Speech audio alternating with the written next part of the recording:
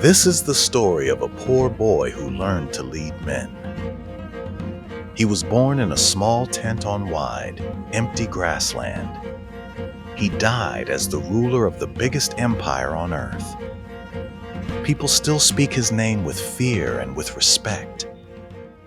His name was Genghis Khan. Genghis Khan, the boy who united a nation. Chapter 1. A boy named Temujin. Long ago, on the wide grasslands of Mongolia, life was hard and simple. The land had no cities and no walls. It had only grass, sky, and wind. Families lived in round tents called yurts. They moved from place to place with their animals. They followed the seasons, just like their horses and sheep. In this world, around the year 1162, a baby boy was born. His father named him Temujin. This name came from a strong enemy. His father had just defeated that enemy in battle. It was a proud name. It meant strength. Temujin was born into a small clan. A clan is one family group among many.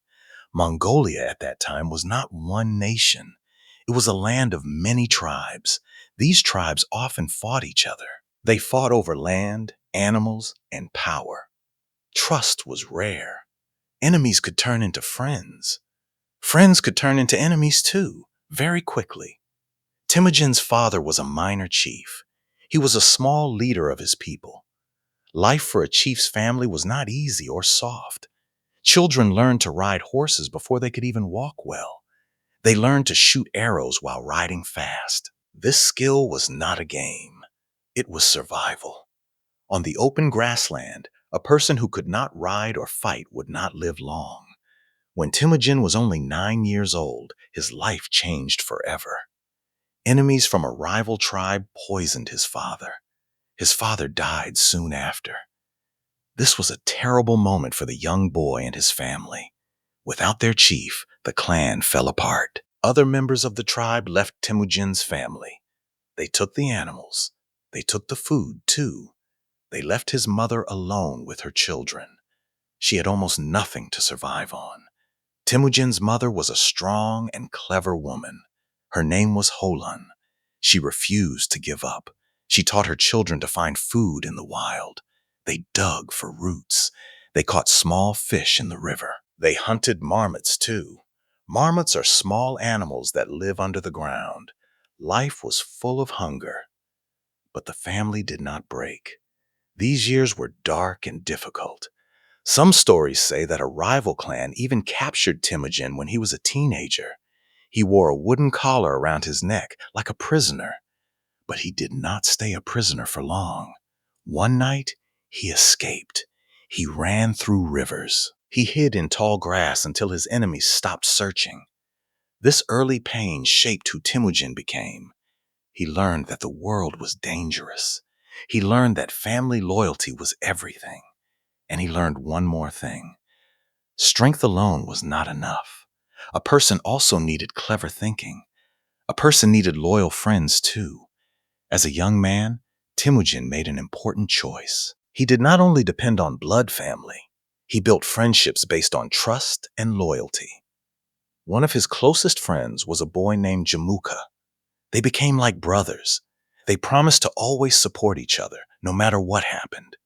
Temujin also married a young woman named Borte. They were both still very young. This marriage connected two families. It gave Temujin more support. Borte would become one of the most important people in his life.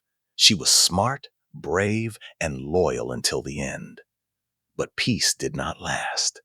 One day, rival warriors attacked Temujin's camp. They kidnapped Borte. Temujin was heartbroken and angry. Jamuka and other allies helped him. Together, they gathered warriors. They rescued her. This event taught Temujin something important. Alone, he was weak. With loyal allies, he could do almost anything.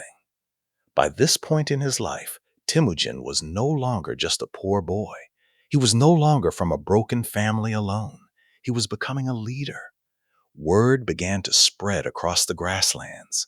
People started to say that this young man had something special. He had a natural power to lead others.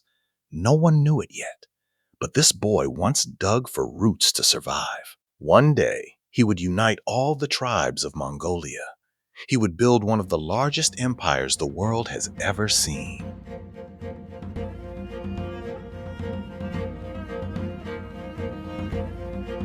Chapter 2: The Rise of a Leader. As Temujin grew older, his fame grew with him. He was not the tallest man on the grassland. He was not the strongest man either. But he had something rarer. He had the ability to understand people.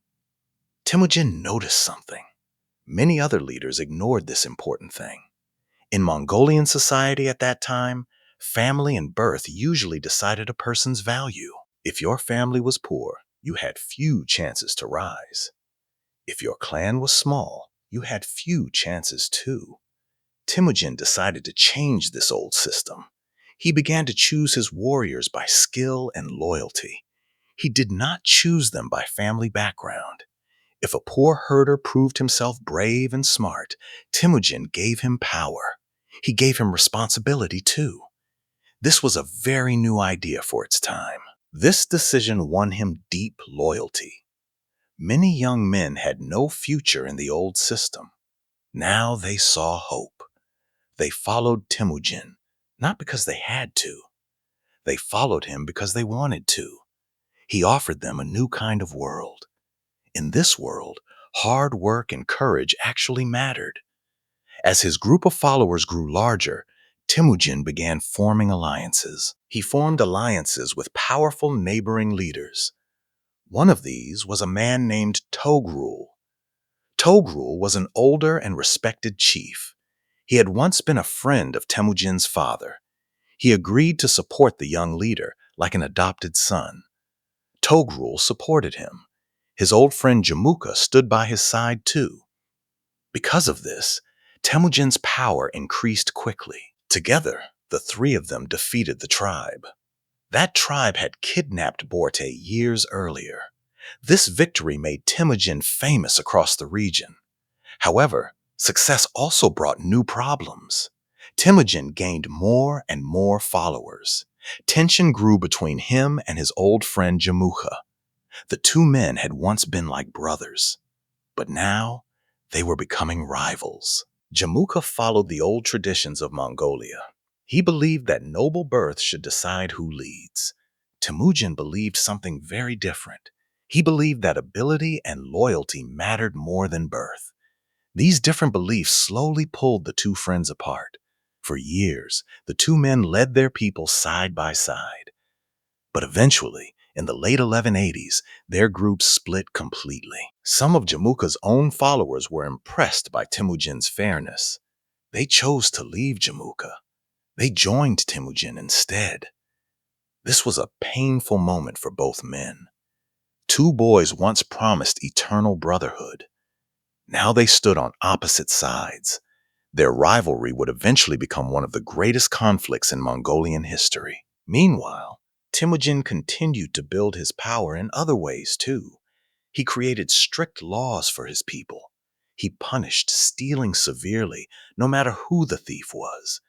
This made trade safer. People began to trust him as a fair ruler. He also reorganized his army in a new way. Before, soldiers were grouped only by family or clan. Now Temujin mixed different groups together.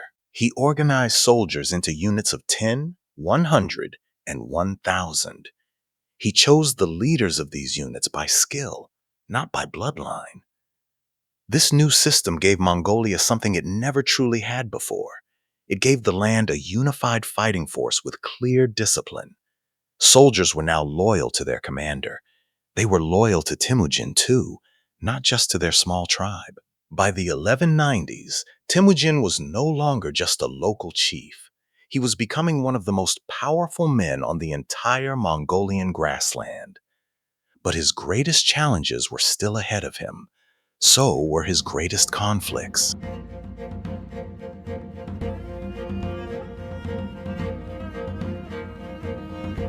Chapter 3. Brother Against Brother. As Temujin's power grew, so did the fear among other tribal leaders. Many chiefs across Mongolia began to feel threatened. A united Mongolia would mean something for them. It would mean the end of their own independent power. This fear pushed several tribes to unite against Temujin. Surprisingly, his old friend turned rival became their leader. His name was Jamuka. The tribes who opposed Temujin gave Jamuka a new title. They called him Gur Khan. This meant a universal ruler. The battle between former brothers was now unavoidable. War broke out. Temujin's forces fought against the alliance led by Jamuka. This was not simply a political conflict. For Temujin, it was deeply personal. Even Temujin's old supporter, Togrul, eventually turned against him. Temujin's power grew stronger and stronger. Togrul began to see him differently. He no longer saw Temujin as an ally. He saw him as a dangerous rival instead. Togrul secretly planned to attack Temujin. He planned to destroy him completely. Fortunately for Temujin, loyal friends warned him. These friends were inside Togrul's camp. Because of this warning, Temujin managed to escape. He escaped before the trap could close around him, but his forces suffered a difficult and painful retreat. This was one of the lowest points in Temujin's entire life. His army was scattered. Many of his men were lost or wounded. For a while, it seemed like his rise to power might end. It might end in complete failure. However, Temujin did not give up. He gathered his remaining loyal followers. They met at a small lake called Baljuna. There, they drank the muddy water together. They made a powerful promise. They swore loyalty to each other. It did not matter what dangers came next. This moment became famous among his followers. People told the story again and again. The men who drank from that lake became his most trusted companions. Their loyalty in this dark moment proved stronger than any defeat. Slowly, Temujin rebuilt his strength. He gathered new allies. He reorganized his forces. In 1203, he finally defeated Togrul's forces. It happened in an important battle that decided everything. Togrul himself died while trying to escape. With Togrul gone, only one major rival remained. That rival was Jamuka. The final battle between the two former friends came in 1204. Temujin's army was disciplined and united. It proved too strong for Jamuka's alliance of separate tribes. Jamuka's forces lost the battle. Some stories say his own men captured him afterward. They hoped this would please Temujin. When Jamuka stood before his old friend, the meeting was heavy with emotion. According to old stories, Temujin offered Jamuka a chance. He could rejoin him as a brother again. But Jamuka refused. He said their paths had separated forever. He compared it to two roads that could never meet again. He asked for one final thing. He wanted a noble death with no blood spilled on the ground. Mongolian warriors saw this as an honorable request. Temujin granted this final wish. Jamuka's death marked the end of an era. It was the end of old rivalries. It was the end of old divisions, too. The grasslands of Mongolia had been torn apart by conflict for generations. Finally, they had one single, powerful leader.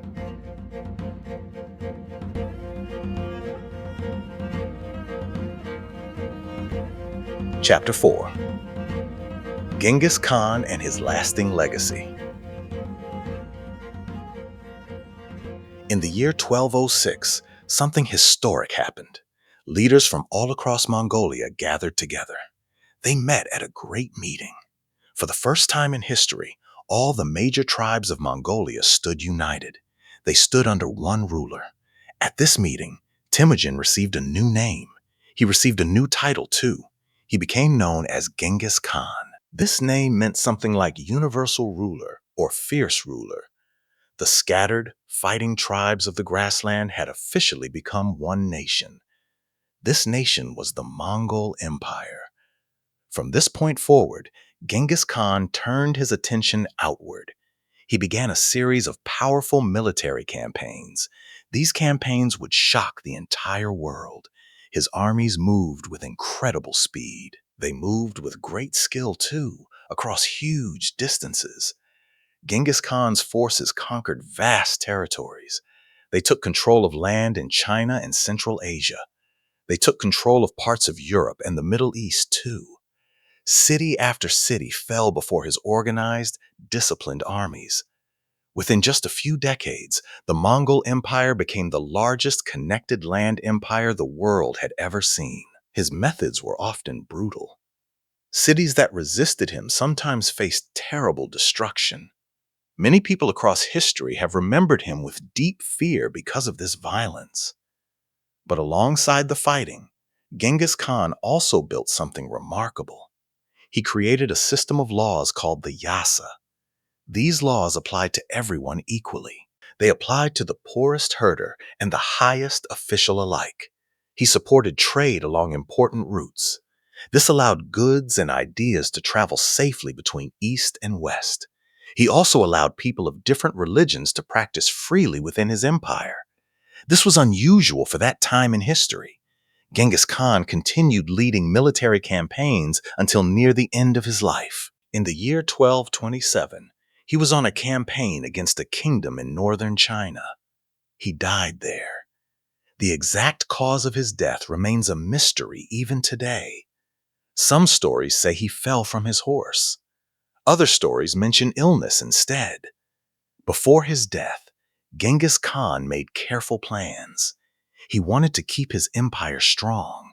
He chose his son Ogedei to become the next ruler. He also asked for one more thing. He wanted his burial place to remain completely secret, hidden from the world. According to legend, soldiers buried him in a hidden place. Afterward, other soldiers killed them to protect the secret location. Even today, historians and explorers have never found his actual grave. His resting place remains one of history's greatest unsolved mysteries. So why do we still remember Genghis Khan hundreds of years after his death? Part of the answer is simple. His achievement was incredibly large. A boy who once dug for roots to survive built the largest empire the world had ever known. But there is more to his story than conquest and war. Genghis Khan changed how people thought about power itself. People used to believe that noble birth decided everything. Temujin proved something different. He proved that skill, loyalty, and courage mattered more than family names. His empire also changed global history in lasting ways. Trade routes he protected helped connect distant civilizations. Ideas, inventions, and goods moved across continents more easily than ever before. Some historians even believe his empire helped connect East and West for the future. Today, in Mongolia, Genghis Khan remains a symbol of national pride. He is a symbol of national identity, too. His image appears on money, statues, and monuments across the country. To many Mongolians, he represents unity and strength. He represents the moment their nation was truly born. Around the wider world, opinions about him remain more mixed. Some people remember the destruction his armies caused. Others focus on something different. They focus on the new ideas, the unity, and the connections he brought to a divided world. Perhaps the truest lesson of his story is simple. History is rarely simple. Even the most powerful people do both good things and bad things. What remains certain is this. A boy once had nothing. He lost his father. He lost his home and his safety too.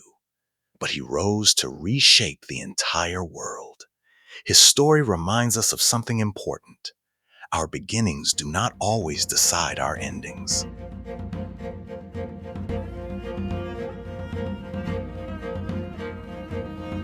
Vocabulary Review. Let's go over 8 important words from today's story. Learning these will help you understand the tale even better and use rich language yourself. The first word is clan. A clan is a large group of families who are connected. They live and work together. In the story, we heard that Temujin was born into a small clan, one family group among many. The second word is loyalty. Loyalty means staying faithful and supportive to a person or a group, even in difficult times.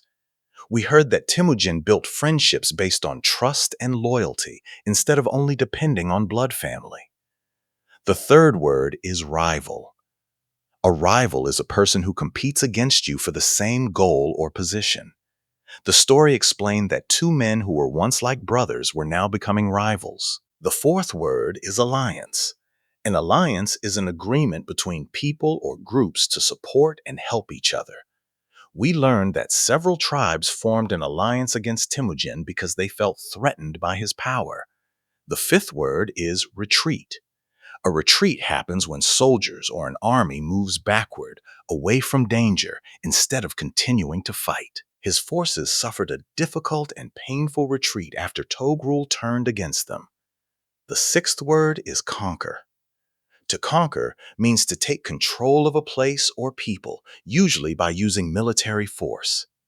Genghis Khan's forces conquered vast territories in China, Central Asia, and parts of Europe. The seventh word is legacy. A legacy is what a person leaves behind after they are gone, especially their influence or achievements. This chapter explored the lasting legacy of Genghis Khan and why the world still remembers him. The eighth and final word is unify. To unify means to bring separate parts together into one single, connected whole. In 1206, the scattered tribes of Mongolia became officially unified under one single ruler. That brings us to the end of today's vocabulary review. Try using some of these words in your own sentences this week. It's a wonderful way to make new vocabulary truly stick in your memory. Thank you so much for listening to the story of Genghis Khan today. I really hope you enjoyed this journey across the Mongolian grasslands. If you did, please join me again soon for our next amazing story. See you in the next video.